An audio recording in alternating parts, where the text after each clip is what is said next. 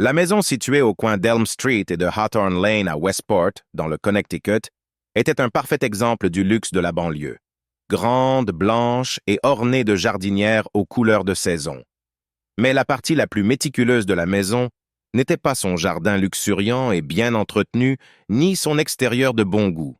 C'était Margaret Ward, la femme qui y vivait, qui avait organisé chaque aspect de sa vie, de sa maison et de celle de son fils avec une précision presque chirurgicale. Margaret vivait dans cette maison depuis près de 4 décennies, et chaque recoin de celle-ci reflétait son besoin de contrôle et d'ordre. Sa vie avait été calme, stable et bien planifiée, comme elle l'aimait, jusqu'à récemment. Margaret était assise dans le salon, sirotant son thé du soir, les pensées lourdes d'inquiétude. Thomas, son fils unique, avait toujours été la pièce maîtresse de sa vie. Il était né à Bridgeport 35 ans plus tôt, l'enfant qu'elle avait toujours voulu avoir, un petit garçon parfait aux grands yeux et au doux sourire. Margaret l'avait élevé avec des mains fermes mais aimantes, guidant chacun de ses pas, s'assurant qu'il devienne l'homme qu'elle avait toujours imaginé. Après tout, Thomas était le sien, il était son héritage, son but. Le défunt mari de Margaret, Richard, avait été un banquier d'affaires prospère. Il subvenait bien à leurs besoins, mais il était émotionnellement distant, laissant entièrement à Margaret la responsabilité des tâches parentales et ménagères. Lorsque Richard est décédé subitement il y a 5 ans, Margaret a dû gérer les choses toute seule, et même si son absence lui manquait un peu, elle savourait le contrôle total que lui procurait son absence. Mais ces derniers mois, Margaret commençait à perdre le contrôle de son monde. Tout avait commencé en avril 2020, lorsque Thomas avait mentionné avec désinvolture, lors d'un de leurs dîners hebdomadaires, qu'il avait rencontré quelqu'un. Emily Cross, avait-il dit, sa voix prenant une douceur que Margaret n'avait jamais entendue auparavant. Le nom lui avait semblé une gifle, et la main de Margaret tremblait légèrement tandis qu'elle sirotait son vin. Une femme empiétait sur la vie soignée et parfaite que Margaret avait construite. À partir de ce moment, Margaret savait qu'elle devait agir. Elle devait protéger Thomas pour qu'il ne commette pas une erreur qui pourrait l'éloigner d'elle. Margaret avait toujours été très observatrice. Au fil des années, elle avait remarqué chaque petit changement chez Thomas. Le changement de ton lorsqu'il était stressé par le travail, la façon dont ses épaules s'affaissaient lorsqu'il était fatigué. C'était une compétence qu'elle avait perfectionnée depuis son enfance, l'observant avec une attention particulière, le guidant comme une mère devrait le faire. Maintenant, elle voyait quelque chose de différent, quelque chose de troublant. Dans les semaines qui suivirent ce dîner, Margaret remarqua que Thomas avait commencé à changer d'une manière qu'elle n'avait pas anticipée. Il lui rendait visite moins souvent. SE's appels téléphoniques autrefois fréquents s'étaient réduits à une poignée par semaine, et lorsqu'il parlait, il semblait distrait. Lorsqu'elle lui posait des questions sur son travail, il lui donnait des réponses brèves, changeant de sujet pour parler d'Émilie. Chaque fois qu'il parlait d'elle, Margaret sentait un nœud se serrer dans sa poitrine. Qui était cette femme qui avait volé l'attention de Thomas? Margaret avait rencontré Émilie pour la première fois au début du mois de mai 2020. Thomas l'avait invitée à un brunch décontracté dans la maison, une maison où Margaret n'avait délibérément pas invité Émilie, mais où Thomas avait insisté. Margaret avait accueilli Émilie avec un sourire tendu et contrôlé, ses yeux scrutant la jeune femme de haut en bas. Émilie était belle, c'était clair. Elle était plus jeune que Thomas de presque 10 ans, avec de longs cheveux blonds miel qu'elle portait en vagues lâches et un sourire qui semblait trop confiant, trop chaleureux. Margaret la détestait dès le premier regard. Tout au long du brunch, Margaret observa Émilie avec attention. Sa façon de parler, la façon dont elle touchait le bras de Thomas quand elle riait, tout cela lui donnait la chair de poule. Il y avait une familiarité entre eux, une proximité que Margaret ne pouvait tolérer. Thomas n'avait jamais permis à une autre femme de s'approcher autant de lui. Il avait eu des rendez-vous, bien sûr, des aventures courtes et sans intérêt avec des femmes qui n'avaient jamais duré. Mais Émilie était différente. La façon dont Thomas la regardait rendait Margaret malade. Il lui échappait. Et cela la terrifiait. C'était un après-midi humide du 12e mai 2020, lorsque Margaret découvrit la première preuve réelle de l'intrusion d'Émilie dans la vie de Thomas. Elle s'était arrêtée à l'appartement de Thomas, un appartement que Margaret l'avait aidé à choisir, un appartement à quelques pâtés de maison de chez elle à Westport, sous prétexte de lui apporter quelques-uns de ses biscuits maison préférés. Mais lorsqu'elle entra dans sa chambre pour laisser la boîte soigneusement emballée sur sa table de nuit, elle vit quelque chose qui lui fit mal au cœur. Un délicat collier en or était posé sur le coin de la commode. Il était simple, une fine chaîne avec un petit pendentif en forme de cœur. Margaret le regarda un long moment, ses doigts planant au-dessus sans jamais le toucher. C'était celui d'Emily. Il devait l'être. L'idée que cette femme ait laissé ses affaires dans l'appartement de Thomas, s'emparant de sa place dans sa vie, lui fit sentir une vague de nausée. Elle agrippa le bord de la commode, le souffle court. Comment osait-elle? Ce soir-là, Margaret appela Thomas, d'une voix soigneusement mesurée. Elle voulait lui poser des questions sur le collier, sur la présence croissante d'Emily dans sa vie, mais elle choisit plutôt une approche plus subtile. « Tu n'as pas été beaucoup là ces derniers temps, » dit-elle, son ton léger mais teinté d'accusation. « Tu es toujours si occupé ces jours-ci, je te vois à peine. » Thomas, qui semblait préoccupé à l'autre bout du fil, soupira. « Ouais, j'ai eu beaucoup de travail ces derniers temps, maman, et Emily et moi, nous avons juste passé beaucoup de temps ensemble. » C'était encore le cas, Emily et moi. Les mots brûlaient dans les oreilles de Margaret. Il s'agissait toujours d'Emily maintenant. « Tu es sérieux avec elle ?» demanda Margaret, sa voix douce mais pénétrante. « Je m'inquiète juste, tu sais, on dirait que les choses vont si vite. » Thomas hésita, mais quand il parla, sa voix était ferme. « Ouais, je suis sérieux avec elle. Elle est estimated. Elle est importante pour moi, maman. » Le cœur de Margaret se serra. La finalité dans son ton était indubitable. Il était sérieux avec elle. Elle l'avait craint, mais l'entendre confirmer lui glaça le sang. Cette femme va me l'enlever. Alors que l'été approchait, le désespoir de Margaret s'intensifiait. L'idée qu'Emily prenne peu à peu le contrôle de la vie de Thomas, que son influence insidieuse grandisse de jour en jour, la tenait éveillée la nuit. Elle commença à imaginer des moyens de le ramener à lui, de lui rappeler à qui devait se référer sa véritable loyauté. Elle devait lui faire entendre raison avant qu'il ne soit trop tard. La première tactique de Margaret fut subtile.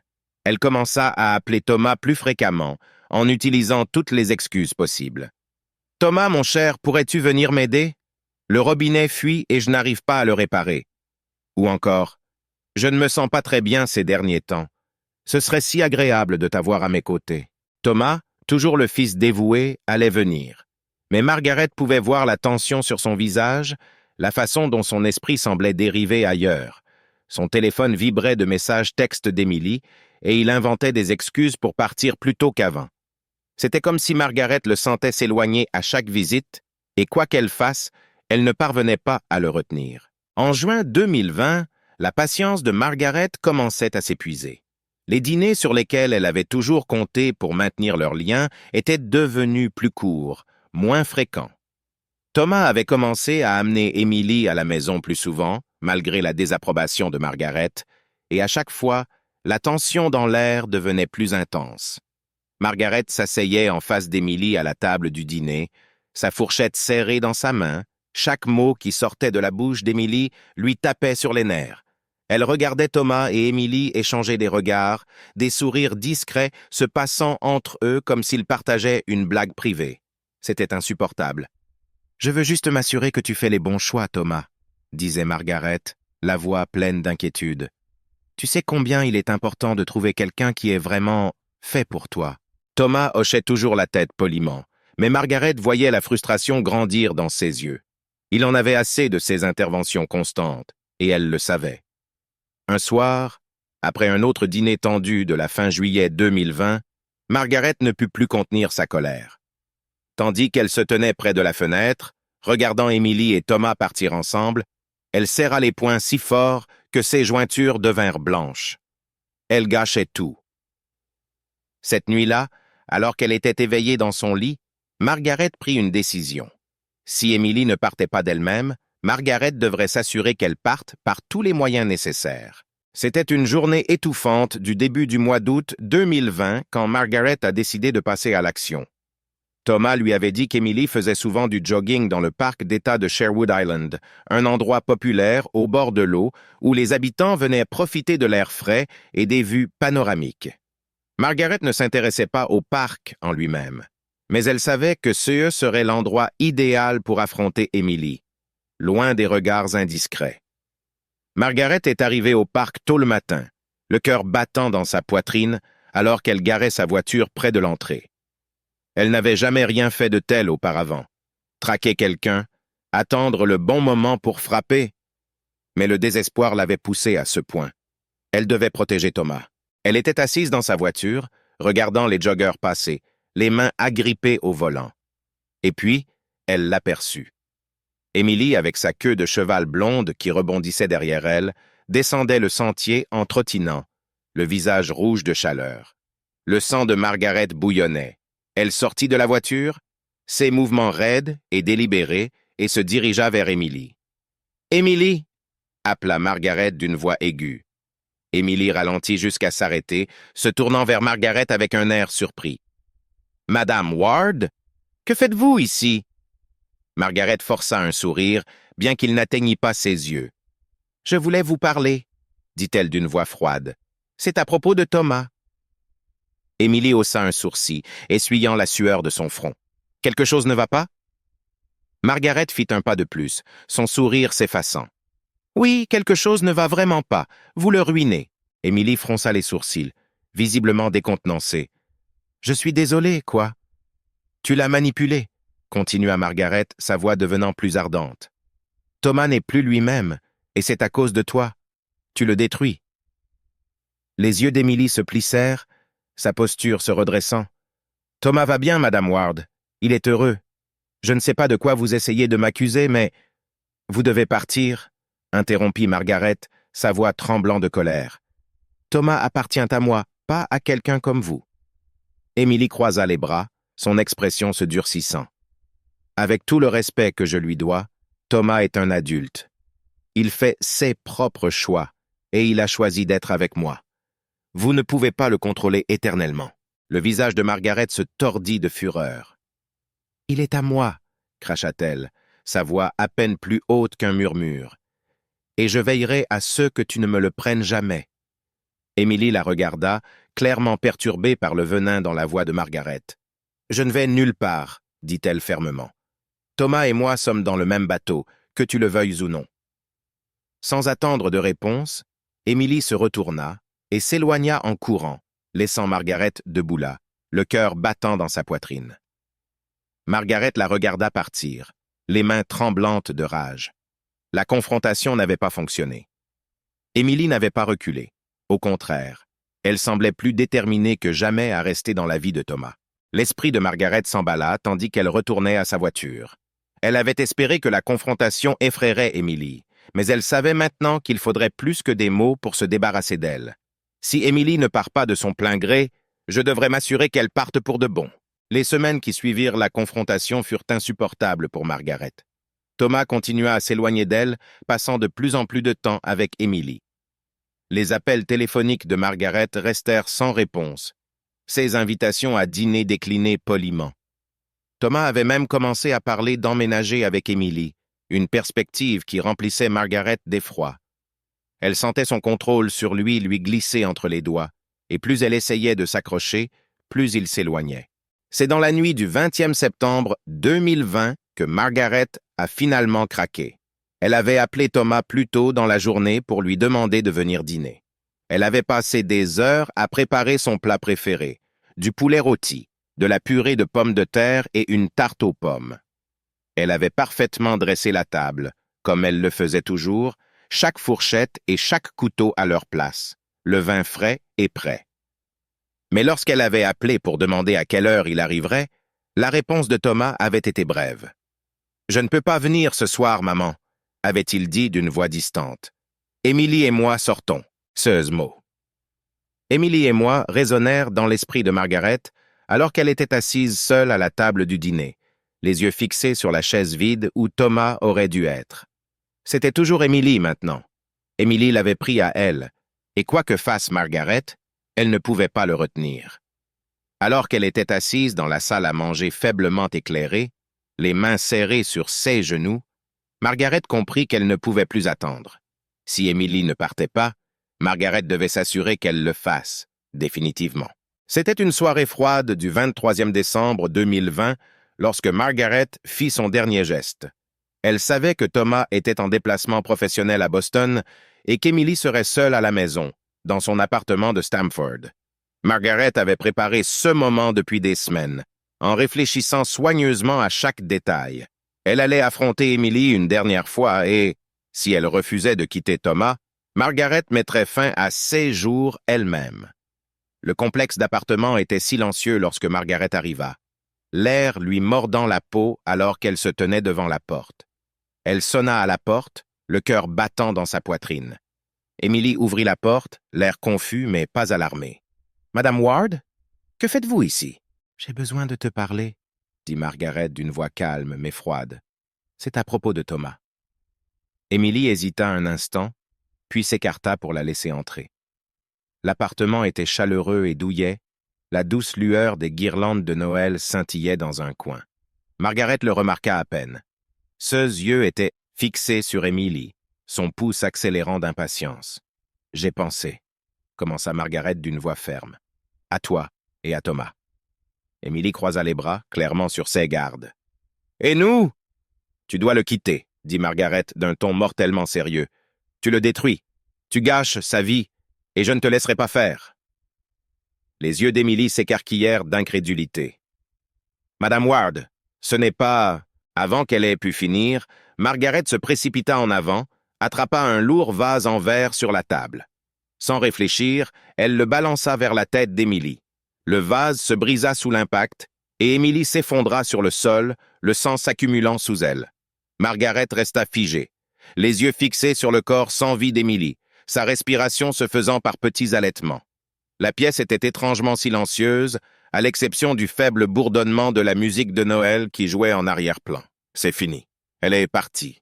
À 21h30, Thomas arriva à l'appartement d'Emily, impatient de la revoir après son voyage.